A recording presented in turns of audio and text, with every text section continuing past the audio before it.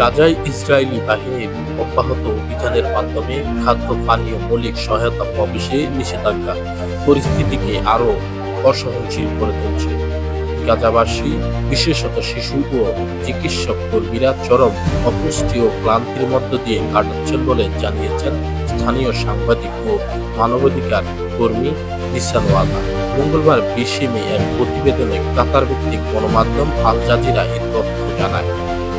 গাজার ভয়াবহ পরিস্থিতি বর্ণনা করে ওয়াদা বলেন, ইসরায়েলি 77 দিন ধরে গাজায় খাদ্য প্রবেশ বাধা দিচ্ছে।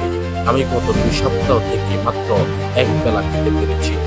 তিনি বলেন, ডাক্তার, নার্স, সিভিল ডিফেন্স কর্মীরা সহ একই পরিস্থিতিতে বাঁচার চেষ্টা করছে।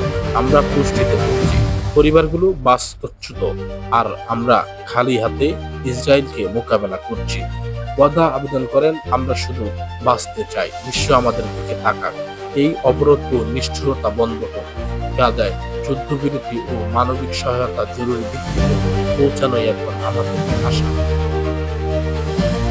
মেহেরা শরীফ, চ্যানেল ফার্স্ট।